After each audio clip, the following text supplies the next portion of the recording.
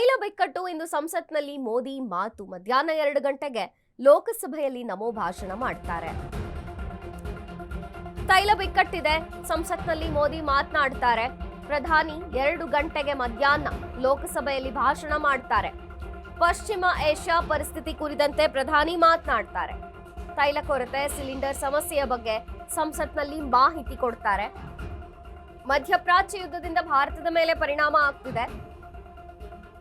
ಭಾರತದ ಮುಂದಿರುವಂತಹ ಸವಾಲುಗಳ ಬಗ್ಗೆ ಮಾಹಿತಿ ಪಡ್ಕೊಳ್ತಾರೆ. ನಿನ್ನೆ ಭದ್ರತಾ ಸಂಪುಟ ಸಭೆ ನಡೆಸಿದ್ರು ಪ್ರಧಾನಿ ಮೋದಿ.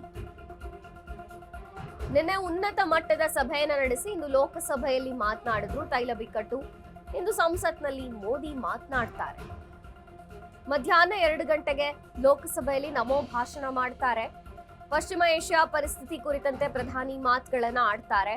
ತೈಲ ಕೊರತೆ, ಸಿಲಿಂಡರ್ ಸಮಸ್ಯೆ ಎಲ್ಲದರ ಬಗ್ಗೆಯೂ ಕೂಡ ಸಂಸತ್ಗೆ ಮಾಹಿತಿಯನ್ನ ಕೊಡ್ತಾರೆ. ಇನ್ನು ಮಧ್ಯಪ್ರಾಚ್ಯ ಯುದ್ಧದಿಂದ ಭಾರತದ ಎದುರಿಸುತ್ತಿರುವಂತಹ ಪರಿಣಾಮಗಳೇನಿದೆ ಇದ್ರ ಬಗ್ಗೆ ಕೂಡ ಮಾತಾಗುತ್ತೆ.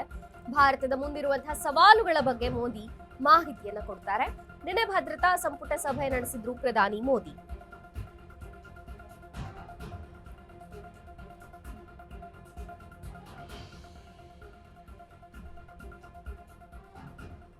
ಮಧ್ಯಾಹ್ನ 2 ಗಂಟೆಗೆ ನಮೋ ಲೋಕಸಭೆಯಲ್ಲಿ ಮಾತನಾಡ್ತಾರೆ.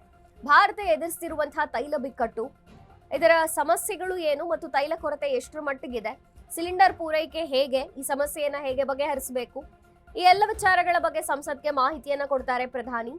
ಇನ್ನು ಮಧ್ಯಪ್ರಾಚ್ಯ ಯುದ್ಧದಿಂದ ಭಾರತ ಎದುರಿಸುತ್ತಿರುವಂತಹ ಪರಿಣಾಮಗಳು, ಭಾರತದ ಮೇಲೆ ಆಗ್ತಿರುವಂತಹ ಎಫೆಕ್ಟ್ಗಳೇನು, ಇದನ್ನ ಬಗೆಹರಿಸಿಕೊಳ್ಳೋದು ಹೇಗೆ ಮತ್ತು ಯಾವೆಲ್ಲ ದೇಶಗಳ ಒಟ್ಟಿಗೆ ಯಾವ ಸಂಪರ್ಕದೊಂದಿಗೆ ಇದ್ದೇವೆ ಮತ್ತು ಹೇಗೆ ಮಿತ್ರ ರಾಷ್ಟ್ರಗಳು ಸಹಾಯ ಮಾಡಬಹುದು, ತೈಲ ಬಿಕ್ಕಟ್ಟನ್ನು ಬಗೆಹರಿಸೋಕೆ ಏನೆಲ್ಲ ಕ್ರಮಗಳನ್ನ ಭಾರತ ಕೈಗೊಳ್ಳುತ್ತೆ, ಎಲ್ಲ ವಿಚಾರಗಳ ಬಗ್ಗೆ ಸಂಸತ್ಗೆ ಮಾಹಿತಿಯನ್ನ ಕೊಡ್ತಾರೆ. ನಮೋ ಮಧ್ಯಾಹ್ನ 2 ಗಂಟೆಗೆ ಲೋಕಸಭೆಯಲ್ಲಿ ನಮೋ ಭಾಷಣ ಮಾಡ್ತಾರೆ.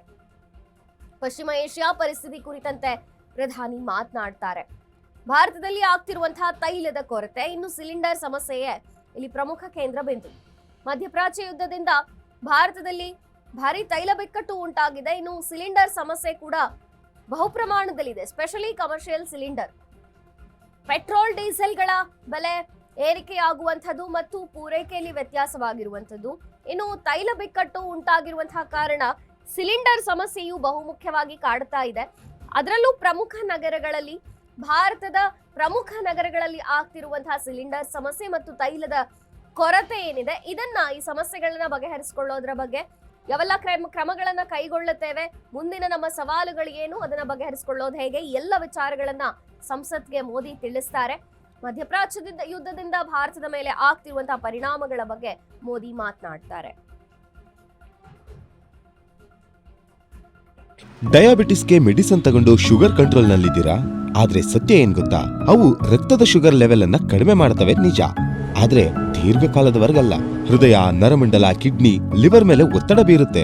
ಒಂದ್ ಹೋಗಿ ಇನ್ನೊಂದಾಗುತ್ತೆ.